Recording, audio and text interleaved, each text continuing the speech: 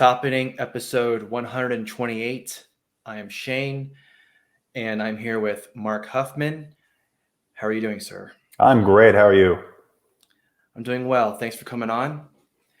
And so I guess just to get started, we were kind of talking a little bit before we officially recorded. We were talking a lot about some things, very dangerous things that you're not allowed to say off the or on the record or whatever.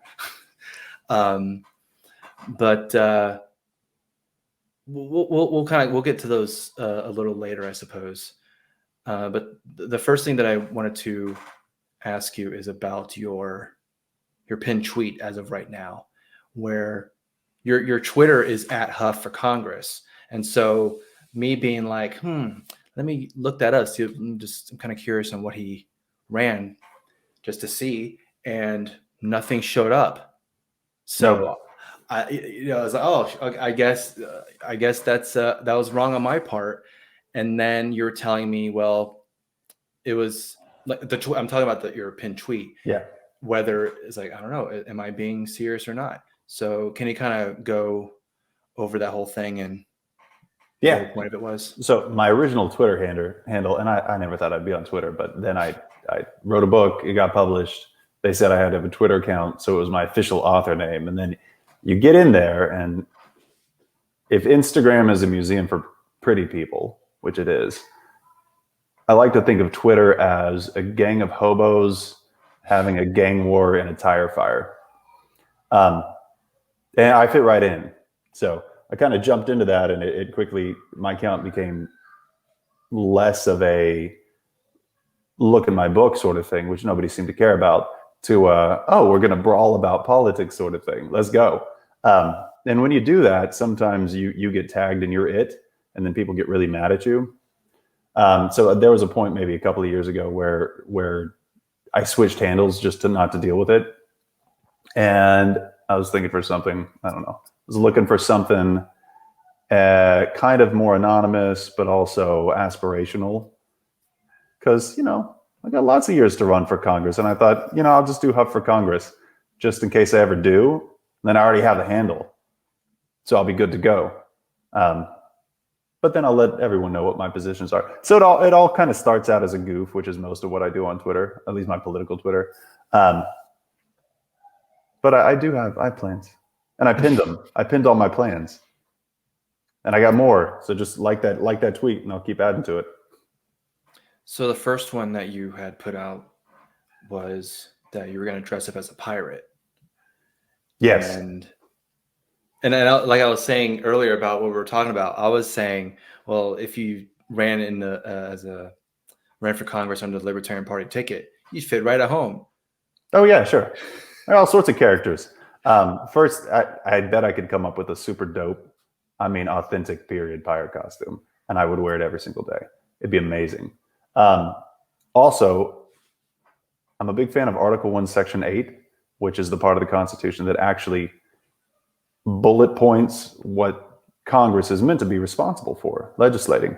And they kind of ignore almost all of it. It's not very much. And if you haven't read it, you should go look up Article 1, Section 8 and see how much Congress is failing to abide by it. But one of the things specifically, which I always liked, was it is a specific enumerated responsibility of Congress to protect the American people from pirates. So I would, remind them of that every day. Also, I think it'd give me a little leeway to be a little more bawdy, maybe a little sassy, and basically insult them, which is another one of my bullet points. I would be very insulting, which is a great American political tradition that we've really gotten away from. Everyone's getting their feelings hurt, but what presidential candidates and congressional candidates used to call one another is it's fantastic. They were so mean. Yeah, like back in, like when America was starting, and I think one of the famous ones I believe was I think it was like John Adams and Thomas Jefferson. I think that's who it was, where they were kind of just going back and forth, just saying like the nastiest things that that so mean. That they could possibly think of. It's great. And people nowadays, because for some people history started yesterday. Oh, so yeah. they think, well, when Donald Trump came around, that's when Oh, yeah. politics is all of a sudden became mean and terrible. And No, absolutely not. And Donald Trump was a tiny baby compared to some of these other guys in insulting. These guys were so well read and so articulate and clever with their insults, and they were just so bad. They were so mean. So I would totally lay that on people. I think it'd be good for them. So some of the other things that you were putting into your Twitter thread, what are some of your favorite ones that you like to put down there? Let's see. Let me look through these. Yeah, definitely pirate. Oh, and I would carry. You better believe I'd carry. I carry period firearms, but I'd carry other stuff too. Which leads into my second one, which is getting rid of the National Firearms Act, which was passed in the 1930s and is absolutely unconstitutional. Second Amendment gives Congress no ability to regulate firearms. And that makes sense since, America shot itself into existence with privately held, at the time, modern infantry weapons and cannons and warships. If you can afford an Apache, you should be able to buy an Apache helicopter. That's the American way. We were talking about bad case law. Yeah. And bad Supreme Court decisions, which there are a lot of them. My least favorite is something called Wickard versus Filburn. And you should look that up if you're listening. Wickard versus Filburn. It's a terrible law, but have you ever heard of a judicial principle called Starry Decisis? I haven't, no. That means you're not a nerd. So Starry Decisis is this idea that it's very important for justices, like Kavanaugh got asked about it a lot. Congressmen will ask Supreme Court or prospective Supreme Court justice about stare decisis, and it's basically, yes, I will give precedence and importance to existing Supreme Court decisions when making new Supreme Court decisions. And to me, that's only as valid a judicial principle as the legitimacy of the Supreme Court decisions before. If they're all good decisions, then yeah, stare decisis makes a lot of sense. If they're garbage, then it's kind of a worthless philosophy. Anyway, I would gripe about stare decisis all the time. This is a good one. I will introduce legislation to defund every federal agency controlled by the executive branch. I will do this over and over. Yeah, I would. I would. That's Article 2. It tells you exactly what the job of the executive branch is, of the president.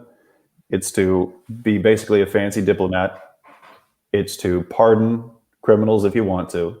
It's to appoint judges. And that's pretty much it. There's not a lot of what's President Trump and the price of gas? Who cares? What does the president of the United States have to do with the price of gas? Nothing. Were there any that popped out to you? Well, I definitely was kind of looking through, and one of the ones that I think is kind of funny was you're like, I will have one congressional aide. She will be a fit, buxom woman dressed as a pirate wench. Yes. Yeah. She will be chaste and will quickly report and react to any advances from the many perverts and sex pests in Congress, which there are a lot. And she will wear roller skates. Just efficiency. She's only one person. So I want her to have roller skates so she can kind of zip around. That would be it. Very low cost. Probably an intern. And then another one that would just make for great television because they televise the State of the Union. So you said, I will heckle every president who gives an in-person State of the Union address. Absolutely. So, okay, I'm trying to picture how that would go. Just for a current example, like Joe Biden's doing his speech, whatever, and then all of a sudden you'd be like, let's go, Brandon. Yes. Out of nowhere. Yes, but in a pirate accent because I would show up in my pirate. Let's go, Brandon. That's right. That's basically, yes, that's right. A lot of kind of you've seen The Princess Bride? Mm-hmm. The old lady in Buttercup's dream just going, bell, bell. Maybe some of that. just a lot of heckling, all sorts. I'd be real creative about it. But the State of the Union used to be just a page boy from the White House running down and saying, hey, here's what's going on. Well, see you later. It didn't used to be this big old, pomp and circumstance. The president's not a king, and I feel like we've kind of gotten to where we treat him like he is a temporary king, but I wouldn't.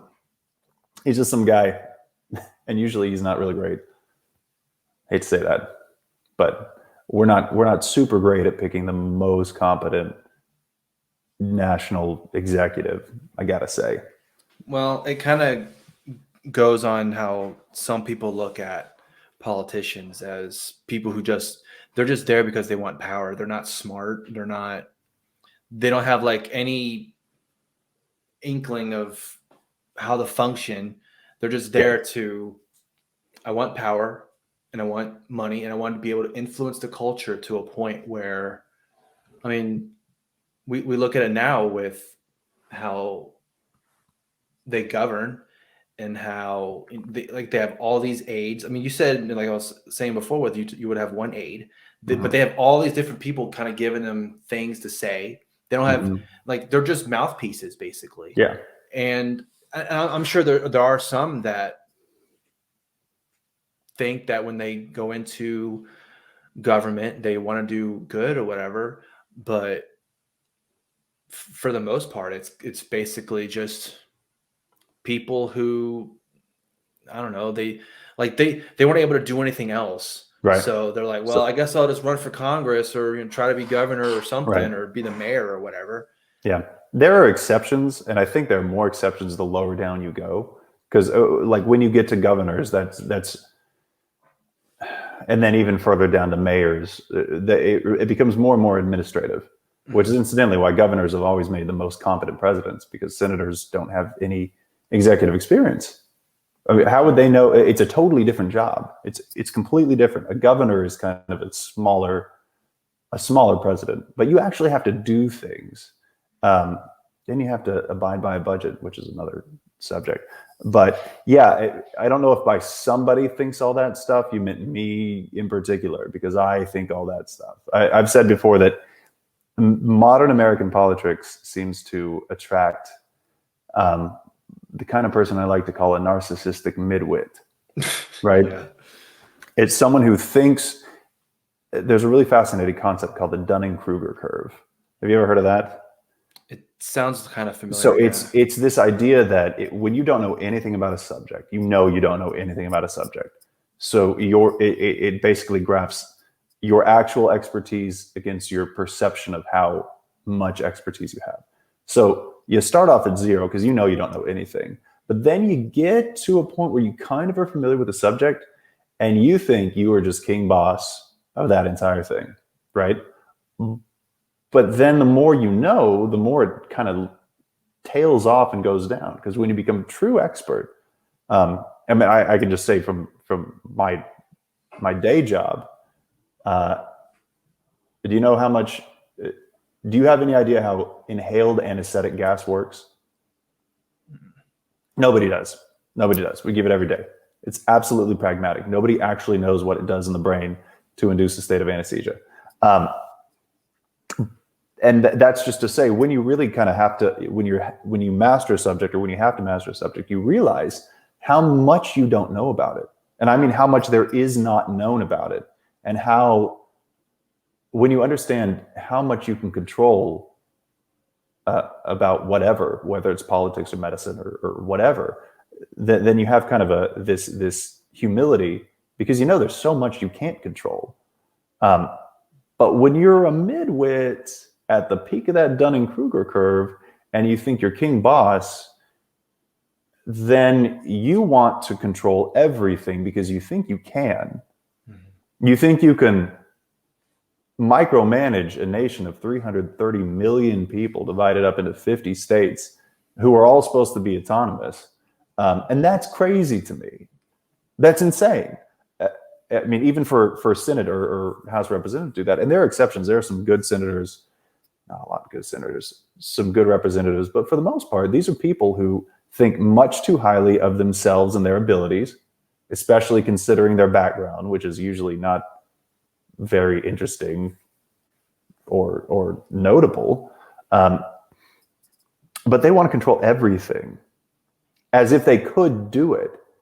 And that really is a big problem I have with the modern Leviathan, bloated, bureaucratic state of the American federal government, is it's just not good at doing things because it's filled with people who think they're much better at doing their jobs than they actually are. So of course it's inefficient. Of course these aren't people who would be successful in anything else, but they like power and they like money, and it's a means to get it. Did that make sense? Yeah, there was this graph or something like that, where, like, especially with the money side, where you saw a bunch of these different representatives and senators or whoever, and I believe it was something along the lines of like how much someone made in terms of like insider trading, and it was like, I mean, it shouldn't be surprising because, right. And I know, like, calling out hypocrisy is that's basically what, like, Republicans, Democrats are hypocrites. Democrats will say the same thing about Republicans, but at the end of the day, nobody cares about hypocrisy. But with this whole thing, it's like, of course they're gonna be a part of these different companies or try to make money however they can, because they have the power and they have the influence and the money. And I mean, I don't know. It's one of those things that, like you were talking about before, about how someone can think, I can govern 330 million people and a lot of different. That's why whenever someone who's running for president who says, I want to be a president for everyone, it's like, you're not gonna, you're lying. You're not gonna do that, because everybody's gonna have, everyone's gonna have their own kind of philosophy or their politics, how they want to see things run or anything like that. And that's why I think the system that we're in right now is, I mean, at some point it's got to collapse, right? Or it's got to, it's going to break down. I think when Jefferson and Adam and Washington, when America was being founded, and it was the Articles of Confederation and the structure of America, which, I mean, took a long time after the colonists won the Revolutionary War. It wasn't like, boom, here's America. It took them a while to figure out exactly what that was going to look like. Mm-hmm. But for all their differences, I feel like everyone just wanted to take a slightly different path to a common goal. But I don't think that's true of America anymore. I feel like we don't have a common goal anymore. We want different things that are incompatible. Whether it's, well, we need to get rid of federal government's involvement in medicine, or we need federal government to absolutely take control of all aspects of medicine. What's the compromise there? Yeah. You can't compromise those two positions because they don't have the same goal. You can only compromise in an effective way when you just have different ideas of how to come to a solution that you both want, to a goal that you both have. Who can look at the modern left and right and say, that can happen? That can't happen. We want totally different things. So what's the answer? I don't know. Put me in Congress and let's figure it out. I think one of the things that's being brought up and brought forth is like states seceding. So like the Texit movement, mm-hmm. The Free State Project in New Hampshire, and I'm sure there's other ones, but those are the two that can come up on top of my head. California too. Oh yeah, that's right. California. Yeah, you're right. And again, that with California being a good example where, I mean, as of now, we both live in Texas and we see how California is governed. especially the big cities. Mm-hmm. And I mean, Texas isn't any different. I mean, of course, like Dallas and Houston are going to be more on the like the left type of mentality, but California is like a whole other animal, and it's probably mainly mainly like LA, San Francisco, but there are definitely patches of California that just huge patches. Yeah, they're just like they're just normal. They're normal people, and they're like, what? We are absolutely held hostage by these lunatics in LA and San Francisco for the most part. It's if you look at a map, people talk about red states and blue states, and that's not really accurate, right? What it really is red everything, and then blue major urban centers. Yeah. Texas has a big, bold blue spots. Houston and Austin and kind of San Antonio and kind of Dallas. And that's true everywhere, though. That's in California. California is not like this huge, deep blue state.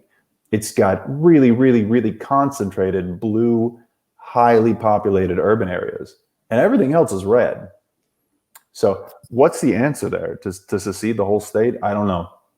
I've talked about Jesse Kelly talks about this, and I think he's kind of kidding, but also I don't think he is. And I think it's worth having a conversation before we have an actual hot civil war, which, hopefully never happens. But it's not like it couldn't. It's not like it hasn't before on American soil. That would be really disrupting to, my daily life. It sounds really irritating. But there's something to be said for recognizing that this is not going in a good direction. There's no moral component to divorcing as a nation. And people do it all the time. How about the USSR? Right? In a day, they said, you know what? We're just going to break up into all our component countries again. And, there's drama to it, but they didn't have a war. So, but I don't know what the answer is, because I don't think California becomes its own nation really helps all the people who are kind of far leftists who were there for whatever reason. Then they're stuck even more. I don't know what happens, but I agree with you that it's not sustainable. What we've got going on right now is not sustainable. The pendulum's going to keep swinging and swinging and swinging back and forth every election until the whole thing collapses. I mean, for no other reason than fiscally, we're going to be utterly insolvent. I mean, money's not going to mean anything anymore. Yeah. And that's Lyndon B. Johnson's fault. I was just going to mention, like, nowadays, people are now starting to kind of more pay attention to inflation and how that actually affects, like, your grocery bill, the gas bill, just anything that you're paying. Yeah. You notice, hey, this used to be $3 and now it's $4.50. What happened? Yeah. Like literally last week, this was one price and now it's something else. And so I guess kind of going back with the whole, like, I guess national divorce or seceding or whatever you want to call it. I don't know if that is the right answer, but I think having that type of conversation, like you were saying, is definitely, it's important.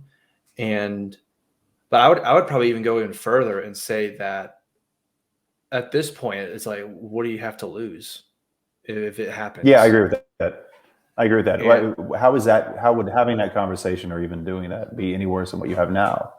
Which is just every 2 years, it's absolute animosity. There's no common ground. Everyone hates each other. And I don't get it. Not only that, you see people, they'll complain. Someone who lives in Seattle, Washington will complain about what's happening in South Carolina. And it's like, why do you care what's happening in South Carolina? Like, you don't live there. I mean, if you live there, then definitely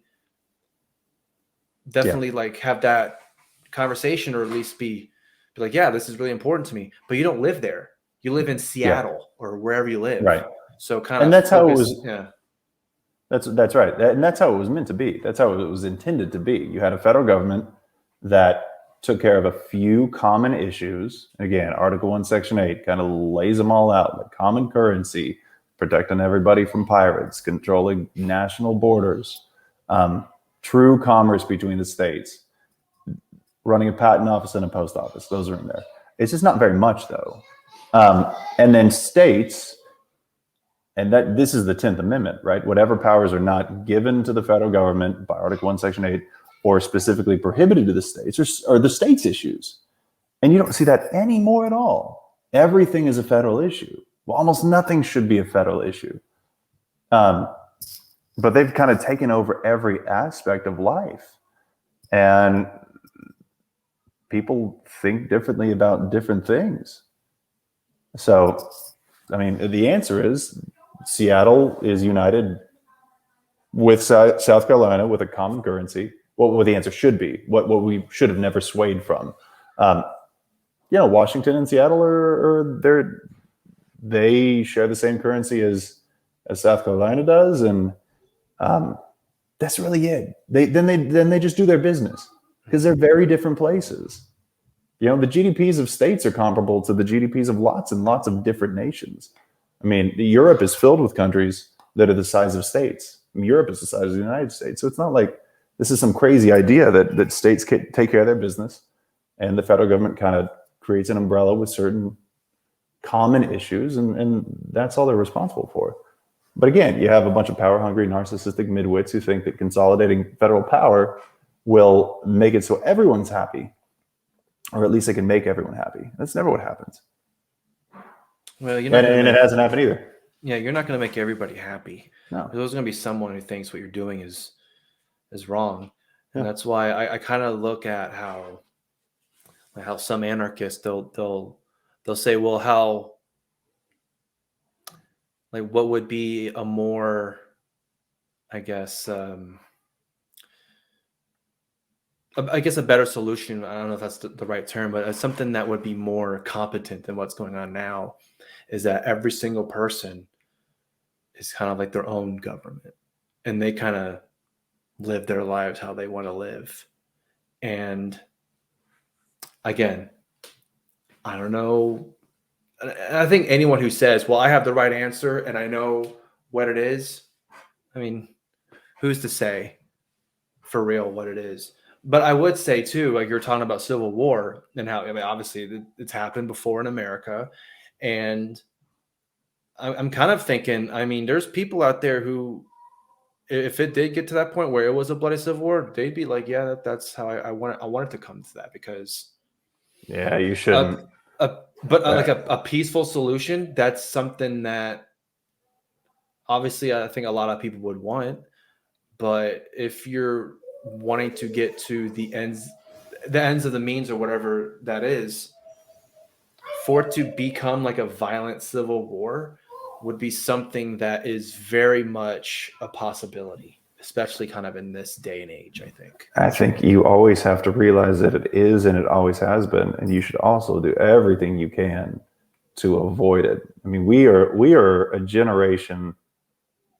I mean, the last serious war that people experienced was probably World War II. I mean, Vietnam was a thing. Obviously, Afghanistan, Desert Storm, those were things, but they were all foreign and they were all limited in scope. Also terribly mismanaged. But almost nobody alive today knows what true, unless you're a warfighter who actually was deployed somewhere. Mm-hmm. People under 40 they know war from Call of Duty. I don't think we have any idea. We see movies, we see Civil War movies, World War II movies. You don't have any idea the brutality of it. I don't. We just don't. And I think that is not something we should want even a little bit. But one of the things that I think we have to look at to avoid it is people are angry all the time. We got to look at how to separate peacefully, how to go to our corners. I don't know. Like you said, I don't think anyone has the right answer. I think people need to talk about all the answers, all the potential answers, because I think we agree that this is. It's hard to say that the situation that we have now is a tenable, sustainable situation. It's a hot mess. Yeah, I think like with going with Congress or whatever, like a lot of them are very quick to ship their kids out or ship your kids out overseas to fight a war that not a lot of people care about. Yeah. Or they're like, where are we going again? I don't know. Where is that in the map? I don't know. Yeah. And like, but with something like this, I don't know. I mean, they're power hungry, and like you were saying, they're narcissists. So I don't. I'm just making that point that it. And again, it could just be social media. Everyone's kind of like they're kind of like representing or kind of like There's probably a little bit of that. Yeah, like pushing a persona. Like, oh yeah, I would totally like to see that. Everyone just guns blazing. Everyone just, I'm out for blood type of thing or whatever. But you see some of the people that say that, and you go, "There's no way." No, no, you don't want that. You may think, even if you think you want that, you don't want that. It would take you about 2 seconds to realize that what you think you wanted was a terrible, terrible, terrible, terrible idea. Yeah. So I guess switching gears, and we can talk about a little lighter subject, and that's you're an author. You're a children's author, and among other things. Yeah. And so, can you talk about that and talk about like what it kind of inspired you to want to write children's books? Yeah, that's a whole long conversation. I don't even like politics that much. I feel like I have to talk about it, but what I'd rather do is just write fun things. So I'm a doctor, which means I did a surgery internship. And when you're on call, you kind of stay up all night, and even when you have a little downtime, you can't really relax. And then I just can't take naps. So I was post-call. I'm giving you the long version of the story. So whenever I was post-call, I would be in this weird, didn't get any sleep, but I'm not really asleep, sort of, just a very odd state. And I didn't want to go anywhere. I just want to lay on the couch. All that to say, one night when I was an intern, I thought, I'm really bored. It's the middle of the night. I think I'm going to write a book. Yeah, how hard could that be? So I started it, and I, wrote a little small chapter. I'm like, that wasn't that bad. And I plugged away, and a few years later, I had written an entire novel. Kind of messed around with that. Then I got a small press deal, and they actually published it. And that was cool. And then I wrote the sequel. And then in doing that, you get to know some authors, and you start looking at doing other stuff. I did some short story stuff that I placed well in. And then a few years ago, I thought, how hard could it be to write a TV pilot? I need to buy the software. But I think I'm going to try to write a TV pilot. So I wrote a half-hour kind of mockumentary comedy and put it into a contest, and it got in semifinals, which was good enough to get me a screenplay agent, which never turned into anything yet. But that was cool. Wow. Okay. I guess I could write more than just big old 100,000-word novels. Then a few years ago, we were driving as a family from Texas to Florida, and it was my wife's turn to drive. And the way that my writing usually happens is something pops into my head, and then my brain says, just do this. And I'm like, oh, okay, that sounds crazy, but let's do it. But it's always worked out pretty well. So I started writing a poem while I was in the car, not having written poetry at all. But I thought it would be really, really funny to kind of do a long poem to amuse my children who were in the back about the toot fairy instead of the tooth fairy. And then stuff just kept coming out. And I got done with it by the time I got to Mobile. And then I read it to my kids, and they thought it was the funniest thing they've ever heard. And it's pretty funny. You've read it. It's pretty funny, right? Mm-hmm. It's pretty funny. Then I read it to my nieces and nephews, and they thought it was funny. And then they just kept popping out. and I kept doing more of them, and they were just kind of for my amusement. And then I thought, well, maybe I'll just talk to my screenplay agent to see if there's anyone at her agency who reps children's books, and I'll send it to her. So that worked out, and then we started pitching, and then I found a publisher, and we pitched, and they said, yeah, let's do it. So we made a book, and I would keep writing these. I probably have 25 different ones, maybe 5 or 6 probably aren't saleable, but a lot of them are. And then, we worked on this children's book, and then that turned from a 1-book deal to a 3-book deal. And then I got another book deal. So my 4th one's coming out in May. And, we don't got any particular plans to stop. So there we go. And I'm also kind of working on novels, but I'll tell you, it takes me 2 days to write a children's book and like 3-4 years to write a big novel. So it's much more efficient. And it's way more fun than politics. Yeah, that for really sure. exhausts me a little bit. But yeah, so that's how that happened. There's one. There you go. Yeah, y'all saw that? Yeah. Yeah, that one gets you. You don't see that twist coming. This one I wrote. I hate this one because it doesn't rhyme and it's supposed to. Yeah. Yeah, it's real. Yeah, that's the face. Yeah. Very frustrating. So I wrote that as a gag. Literally, I drove around to like four different surgery centers one day, and while I was in the car, I just thought, "Ooh, this is going to really drive my publisher nuts. This is going to be funny. I'm going to do a whole thing where it doesn't rhyme, and he knows it's supposed to, and it's going to drive him crazy." And I sent it to him when it was done, and he was like, "Hey, this is great. Let's publish it." Oh, okay. I guess, yeah, sure, I guess. So can you talk a little bit about your experiences working with the publishing companies or kind of associated with that? Sure. So publishing is, the first thing I'll say is, if you have any interest in writing a book, the only reason that you should do it is because you want to see the book that you wrote exist. People say write for an audience. Definitely don't write for money. Writing a book should be something that you do for yourself, because that's the only way you're going to finish it, especially if it's a long, long novel. It's probably easier now over the last probably 10 years than ever before, where you don't, if you have a novel, there's no stigma against getting a cover and self-publishing on Amazon. And in fact, in a lot of ways, that's preferable. So at the very least, you can get your book on your bookshelves if you finish it, that's pretty awesome. That's cool. You don't have to deal with gatekeepers. Ooh, that's my little girl. So I've done that before. My first novel, before it got a small press deal, I self-published it. It was fun. And it was you're holding your book. So then what's typical is a traditional deal where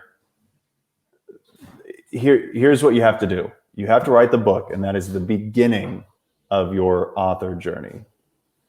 Once you write the book, then you realize that you have to learn how to write a query letter. So a query letter is basically you are pitching an agent your book in a very, very short period of time, to where when they read 100 queries that they've gotten from prospective authors, yours is the one that stands out enough for them to give you a phone call and talk to you about the potential of representing you. That is such a slog. And I'm not going to talk about my opinions of the importance of gatekeepers, but they're kind of a necessary evil. And I do mean evil a little bit, because publishers just can't possibly look through every single book that someone wrote to get to actually who's good. So publishers use agents as kind of a sieve, just a screening mechanism. So the only things that they see are things that this group of professionals has kind of vetted and say, this is pretty good. But let's say you get an agent, which is actually a big if. Then it's your job with the agent to put together a book pitch. So whether it's nonfiction, fiction, whatever, the agent's going to know the industry well enough to say, this is who we should send it to. Then they send it to them. And hopefully you get a book deal. If you get a book deal, which is a huge, huge deal, what typically happens is the publisher will give you an advance. And you read some crazy advances, like $1 million advances. Maybe it's $20,000 for a book that you took 4 years to write, right? I mean, maybe it's a small press and it's, $200, whatever. To make any money from that book, your sales have to exceed that advance, and then you start getting a percentage of that once you give the agent 15%, because that's their cut typically. But when you start getting that money, let's say, so if you sell through your advance, you're selling. I think that the numbers are something like, out of every 5 books that are published that get into bookstores, they've gone through that whole gauntlet. 2 of them lose money, 2 break even, and 1 makes money. So even publishers don't know what's going to be successful. Is it good writing? Oh, there are a lot of really terribly written books that have sold a lot of books, and a lot of really well written books. I didn't do anything. Is it the cover? Is it the name? Nobody really knows, because sometimes it's really weird, right? Sometimes you're like 50 Shades of Grey is kind of a poorly written Twilight porno fan fiction. I don't know if you've ever looked at it. Don't look at it. But for some reason, it just absolutely caught fire. I mean, and this is not a genre that there are no books in. There's it's the busty romance section. There's thousands and thousands of books, but this particular one made that author $80 million in a year. It's crazy, and it really started out as an erotic Twilight fan fiction that they just modified. So nobody knows. But if you make that advance, what you're typically doing is, after that, you get 15% of every book. So it's still a small percentage. All I'd say, if that sounds like a giant pain, it is. It's a giant pain. So if you want to write a book, obviously I'm not saying don't write a book. It is very cool to be able to hold something that you created. But you need to do it because that's the only thing. That's your goal. Your goal is to hold the book that you created. And then look, if you become as rich as Joe Rowling and, as rich as the Queen, that's dope. That's cool. Right? But that is by far the rare occurrence. Anyway, publishing is weird. Who knows? There are no rules to it.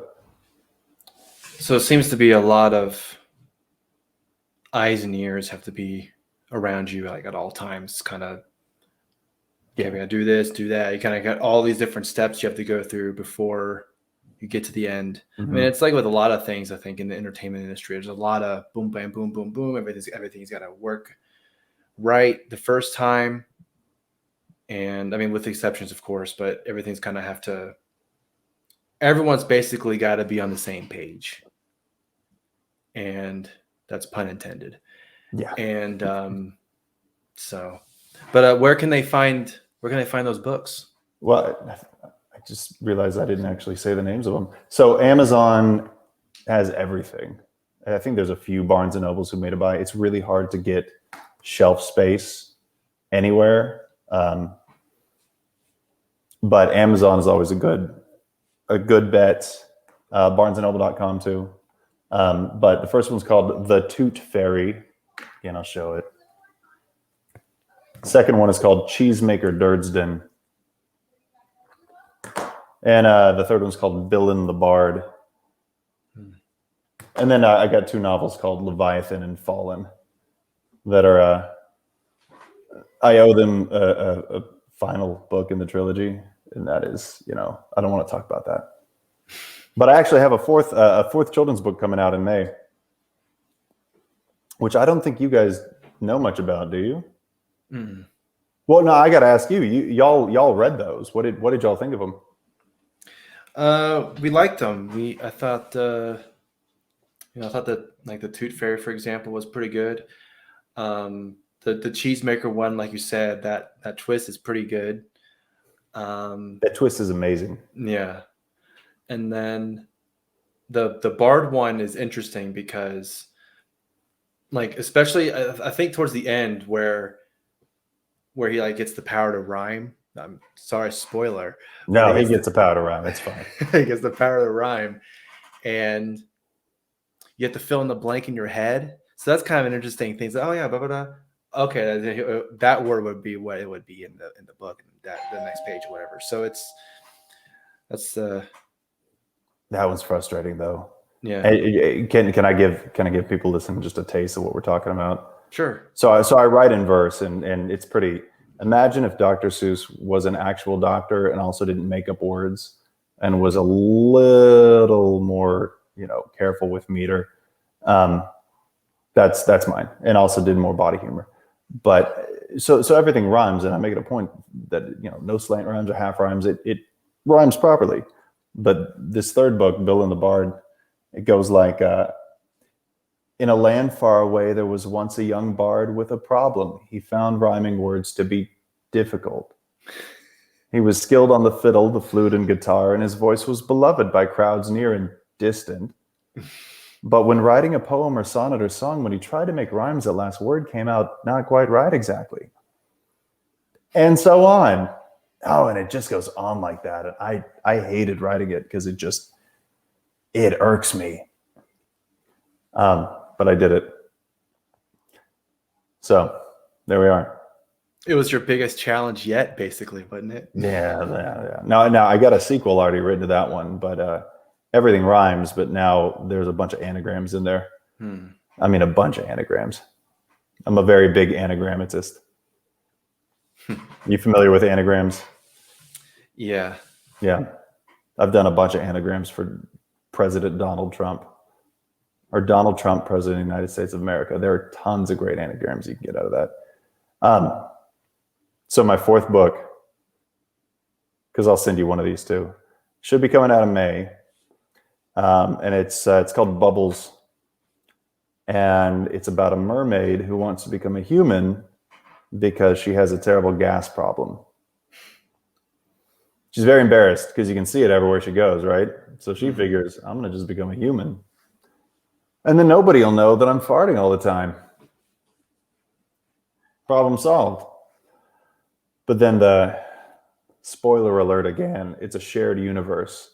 The Toot Fairy shows up under the sea and has to explain to her, so check it out. You're not wrong, but you're also not 100% right. Let me explain to you how toots work when you're out of the water. So it's an important lesson about the grass being greener. And there's been talk of body positivity and all that stuff. I just thought of a bunch of mermaid fart jokes, and that's what I did. Everything else is kind of incidental. Anyway, there you go. That's being an author. Yeah, we'll definitely looking forward to the next one. We read it to our son, and he seems to like him too. So that's good. Maybe a little young yet, but he'll appreciate him as he grows up. Yeah. But anyway, we can go ahead and wrap this up.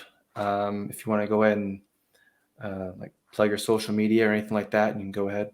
Sure. Politics, it's at Huff for Congress, HUFF for the number Congress. And like I said, hobos fighting in a tire fire. That's what that's all about. But for a lighter, breezier experience, and also I'm not nearly as active, but at Durdsden, DURDSDEN, like that. That's for kidlit stuff. We'll see. We'll see if that ever kind of blows up more. But also don't ever get on Twitter. That's also what you should do. It's not worth it, y'all. It's not worth it. Whoops. Yeah, I know, right? It's a terrible mistake. But there we are. Yeah. Well, thanks again, Mark, for coming on and thanks, Shane. Having this discussion. And anytime. All right. Well, thanks for watching and listening, and we'll see you in the next one.